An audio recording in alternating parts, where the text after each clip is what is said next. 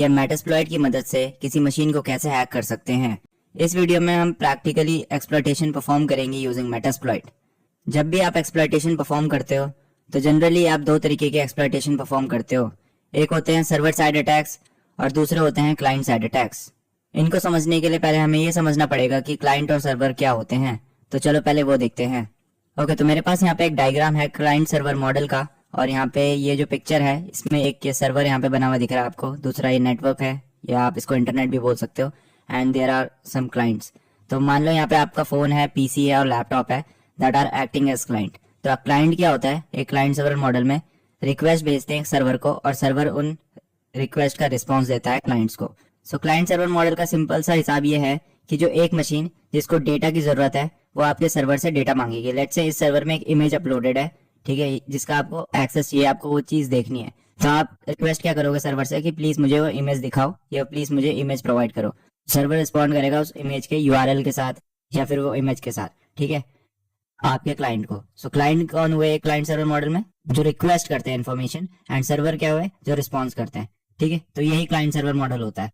Server कोई specially computer नहीं होते, आपका कंप्यूटर भी सर्वर की तरह एक्ट कर सकता है ऑन डिफरेंट सिनेरियोस। तो जैसे कि मैंने आपको बताया, सर्वर एक चीज क्या बनती है? जो सर्व कर रहा है, ठीक है, चीज को, चाहे वो कोई भी चीज है, कोई भी इन्फॉर्मेशन है, दैट इज सर्वर, ठीक है। तो सर्वर क्या है? जो इन्फॉर्मेशन को सर्व कर रहा है। क्लाइंट क्या है? जो इन्फॉर्मेशन को रिक्वेस्ट कर रहा है, ठीक है। तो मान लो आपके फोन में कोई ऐसी चीज है जो आप अपने दोस्त को शेयर करना चाहते हो, तो अगर आपके दोस्त ने वो चीज आपसे मांगी तो आप क्या हो गए? सर्वर हो गए उस समय के लिए। इस समय आप क्लाइंट हो सकते हो किसी और सिनेरियो में, और सेम सिनेरियो में आप सर्वर भी हो सकते हो, ठीक है। सो इंटरचेंजेबल है ये मॉडल। अब बात करें सर्वर साइड एक्सप्लॉइट्स की, तो सर्वर साइड एक्सप्लॉइट्स क्या होते हैं? जहां पे आप एक सर्वर को कॉम्प्रोमाइज कर रहे होते हो, ठीक है। सर्वर को जनरली कॉम्प्रोमाइज आप कैसे करते हो? किसी एक्सप्लॉइट की मदद से। तो कोई वल्नरेबिलिटी होगी इस सर्वर में जिसका आप फायदा उठाओगे यूजिंग सम एक्सप्लॉइट। तो अगर आपके पास एज अ क्लाइंट कोई एक्सप्लॉइट है तो आप उस एक्सप्लॉइट की मदद से सर्वर को कॉम्प्रोमाइज कर सकते हो। तो let's say as a client आप जो फोटो की डिमांड कर रहे थे वो सिर्फ अपनी फोटो की डिमांड आप कर सकते हो, इससे अपनी इन्फॉर्मेशन की डिमांड कर सकते हो। लेकिन इसमें और तरीके का डेटाबेस भी हो सकता है जिसमें और यूजर्स की इन्फॉर्मेशन हो सकती है। तो एज अ क्लाइंट आपको ये अलाउड नहीं है कि आप उन यूजर्स की इन्फॉर्मेशन को एक्सेस करो। पर लेट्स से आपको कोई सर्वर साइड वल्नरेबिलिटी मिल गई इसमें, जिसका आप एक्सप्लॉइट करके सारे यूजर्स की इन्फॉर्मेशन को देख सकते हो। So that is a server side attack, ठीक है, जहां पे आप एक एक्सप्लॉइट का यूज करते हो। इसको ध्यान में रखना। दूसरा होता है क्लाइंट साइड अटैक, जिसमें आप क्लाइंट को हैक करते हो। तो यहाँ पे आप सर्वर को हैक कर रहे थे जिसमें इन्फॉर्मेशन रखी हुई थी। मान लो एक अटैकर क्लाइंट्स को हैक करना चाहता है, वो सर्वर्स को हैक नहीं करना चाहता। मान लो ये सर्वर है अमेजोन का, तो वो अमेजोन के कस्टमर को हैक करना चाहता है, डायरेक्ट अमेजोन को हैक नहीं करना चाहता। तो जो यहाँ पे क्लाइंट चल रहा है, पीसी है, फोन है, लैपटॉप है, वो उनको हैक करेगा। तो उनके लिए क्या होता है? सर्वर क्लाइंट साइड अटैक में ज्यादातर मालवेयर जो भेजे जाते हैं, पेलोड्स आपके, ठीक है। सो एक ऐसी फाइल भेजी जाएगी जिसको आप डबल क्लिक करोगे तो आपका सिस्टम कॉम्प्रोमाइज हो जाएगा, ठीक है, आपका अमेजोन अकाउंट कॉम्प्रोमाइज हो जाएगा। यहाँ पे अमेजोन को डायरेक्टली हैक नहीं किया गया, उससे क्लाइंट्स को हैक किया गया। So that is client side attacks. इसमें जनरली क्या यूज होता है? मालवेयर का यूज होता है इसमें, ठीक है। सर्वर साइड अटैक्स में किसका यूज होता है? एक्सप्लॉइट्स का ज्यादा यूज होता है, ठीक है। सो आई होप आपको समझ में आया होगा।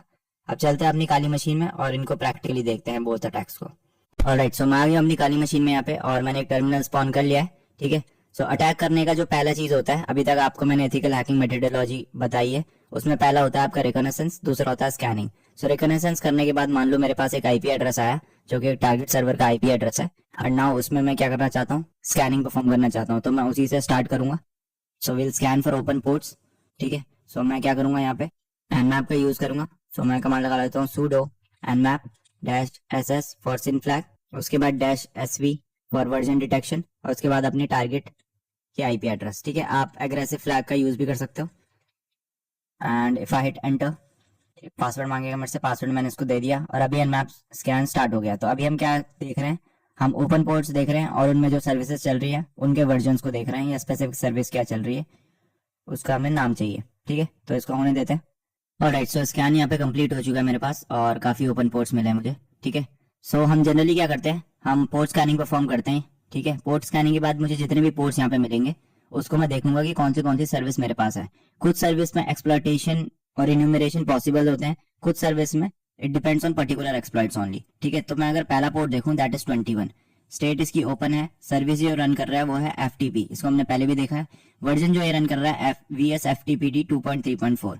अगर आपने मेरी प्रीवियस वीडियो देखी है जहां पे हम एक्सप्लॉइट्स को ढूंढ रहे थे, तो हमें पता है कि ये वल्नरेबल है एक पर्टिकुलर एक्सप्लॉइट से, बैकडोर एक्सप्लॉइट से, ठीक है। उसके बाद हमारे पास SSH है, उसके कुछ वर्जन्स मिले हमें, और ऐसे ही हमारे पास बहुत सारे चीजें मिली है। ठीक है, तो मैं बिल्कुल ब्लाइंडली जाऊंगा, जैसे मुझे अभी इन्फॉर्मेशन नहीं है, तो मैंने पहली चीज क्या करी, इसको उठाया, वर्जन को उठाता हूँ मैं और चेक करता हूँ कि पर्टिकुलर वर्जन आउटडेटेड तो नहीं है। उसके लिए मैं गूगल में जाता हूँ एंड यहाँ पे मैं पेस्ट करूंगा। ऑलरेडी हमने यहाँ पे सर्च किया है, तो मेरे पास यहाँ पे मल्टीपल रिजल्ट्स आ गए हैं। ठीक है, सो ये वाला जो आपका बैकडोर है वो एक्सप्लॉइट डीबी की तरफ से।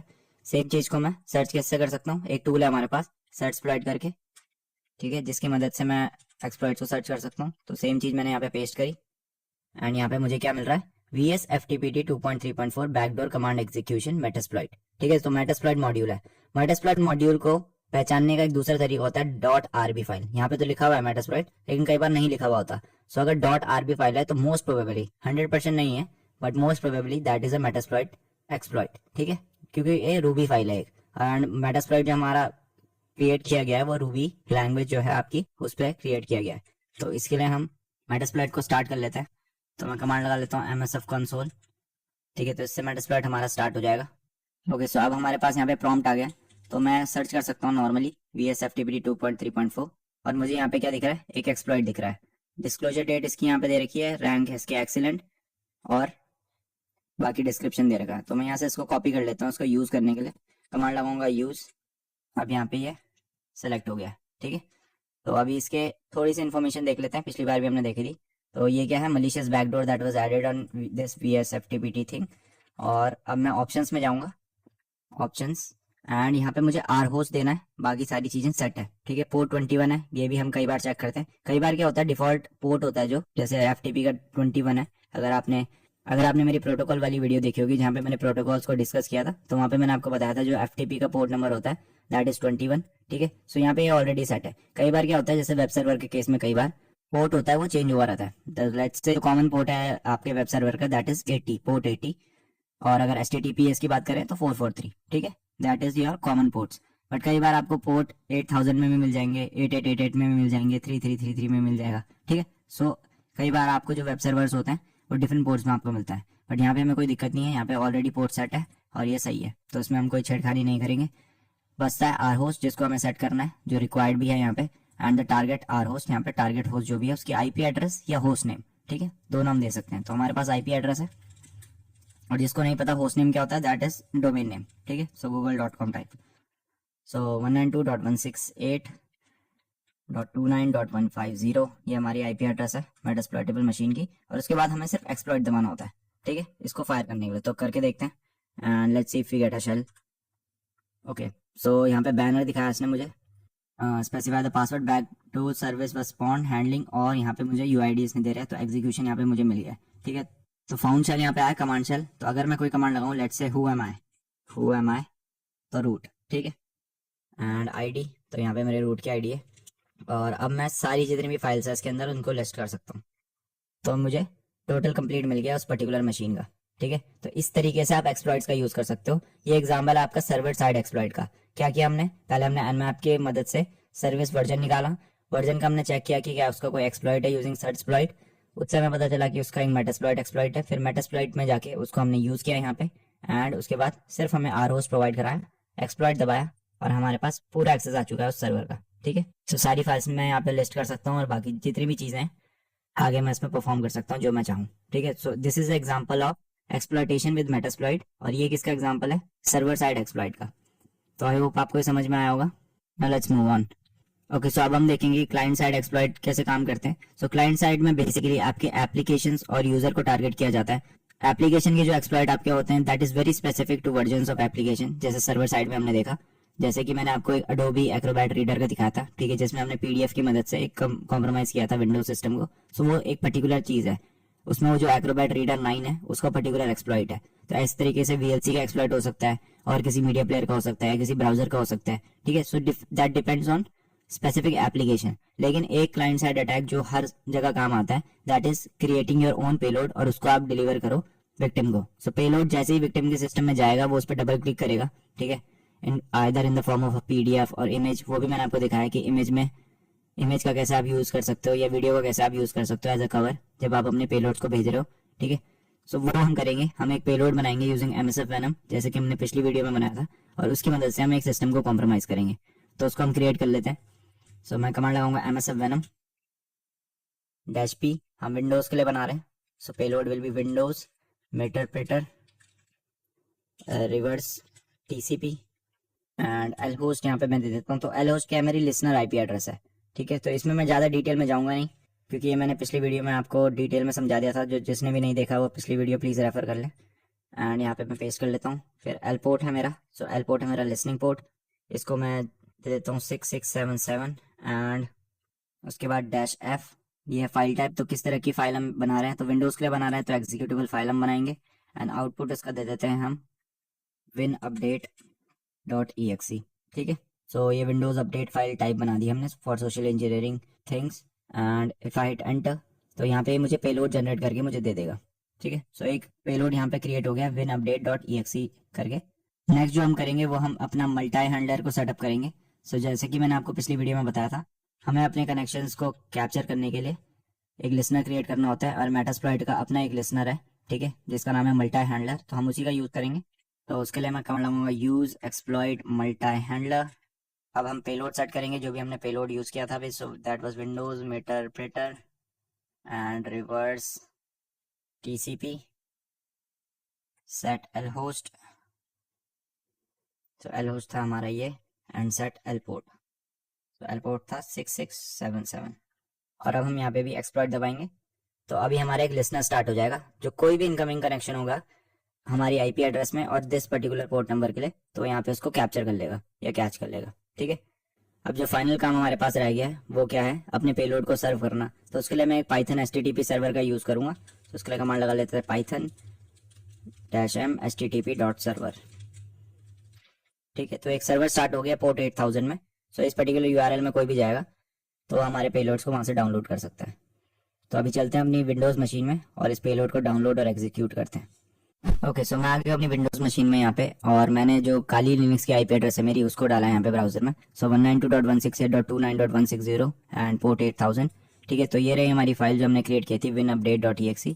तो मैं इसको सेव कर लेता हूँ सिस्टम में पहले।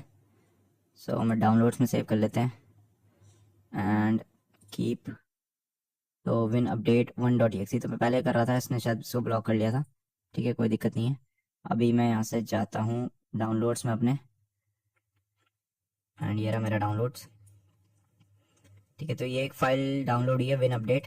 इस पर मैं अगर डबल क्लिक करूँ तो मेरे पास एक विंडोज स्मार्ट स्क्रीन का आ रहा है, कोई दिक्कत नहीं है। मोर इन्फो में जाके हम इसको रन कर सकते हैं। अब कई लोग मेरे से पूछते हैं कि इसको आप बाईपास कैसे कर सकते हो, विंडोज़ डिफेंडर को कैसे बाईपास कर सकते हो। वो एक डिफरेंट टॉपिक है। हम यहाँ पे क्लाइंट साइड अटैक्स को देख रहे हैं, बिकॉज विंडोज़ डिफेंडर हो चाहे कोई और एंटीवायरस हो, they depends on signature based analysis या हेरिस्टिक बेस्ड एनालिसिस, ठीक है। तो वो एक कंप्लीटली डिफरेंट टॉपिक है। अभी आप एथिकल हैकिंग सीख रहे हो, पेनिट्रेशन टेस्टिंग सीख रहे हो, ठीक है। That is a red team concept. Red teeming में जब आप आगे जाओगे, मालवेयर इवेजन, ADR इवेजन, ये आपके एडवांस टॉपिक्स हैं। और किसी एक टूल की मदद से आप इन चीज़ों को लाइफ टाइम के लिए नहीं कर सकते, टूल्स आउटडेटेड हो जाते हैं इस पर्टिकुलर उसमें। तो इसके लिए मैं सिर्फ यही कहूँगा, ठीक है। सो आप इसके साथ खेल सकते हो, देख सकते हो कि ये चीज़ें कैसे काम करती हैं, शेल्स कैसे काम करते हैं, पेलोड्स कैसे काम करते हैं। तो यहाँ पे स्मार्ट स्क्रीन आ रही है हमारे पास। इसका कारण ये होता है कि जब भी आपका एक अननोन पब्लिशर हो, बिकॉज हमने जो बाइनरी बनाई है, हमने जो एग्जीक्यूटेबल फाइल बनाई है, वो किसी नोन वेंडर से नहीं आ रही, अननोन पब्लिशर लिखा है यहाँ पे, ना माइक्रोसॉफ्ट केयर कर है, तो साइन नहीं है। जब तक आपका पेलोड या जब तक आपकी एग्जीक्यूटेबल साइन नहीं होगी, तब तक ये आपको स्मार्ट स्क्रीन दिखाने की पॉसिबिलिटी है। हर बार नहीं दिखाता है, कई बार दिखाता है, कई बार नहीं दिखाता है, बट हम इसको रन एनी वे कर सकते हैं इस केस में। और अब हमारे पास देखते हैं, सो यहाँ पे कुछ लोडिंग हो रहा है, लेकिन बाकी और कुछ यहाँ पे खुला नहीं है, ठीक है। अब चलते हैं अपनी काली मशीन में और देखते हैं क्या हमें कोई शेल मिला है। ऑलराइट, सो हमें यहाँ पे सक्सेसफुली एक मेटरप्रेटर शेल मिल गया। सो मेटरप्रेटर सेशन 1 ओपन और हमें कनेक्शन मिल गया यहाँ पे। अगर मैं यहाँ पे sysinfo टाइप करूँ सबसे पहले, तो विंडोज 10 मशीन है यहाँ पे, कंप्यूटर का नाम हमें दिखा रहा है, वर्क स्टेशन का नाम, आर्किटेक्चर है 64 बिट, कौन सी लैंग्वेज यूज हो रही है, एंड डोमेन कौन सा है, ठीक है, और लॉकडाउन यूजर्स कितने हैं, ये सारी चीज़ें हमें दिखाई दे रही है।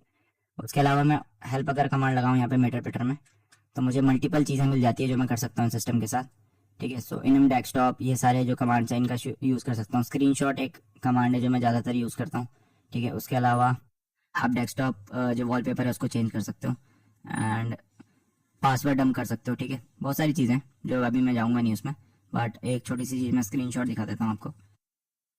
सो एक स्क्रीनशॉट सेव हो गया हमारे सिस्टम में, ठीक है। तो उसको मैं देख लेता हूँ, XKKVH करके है इसका नाम, so if I go here XVH ये है।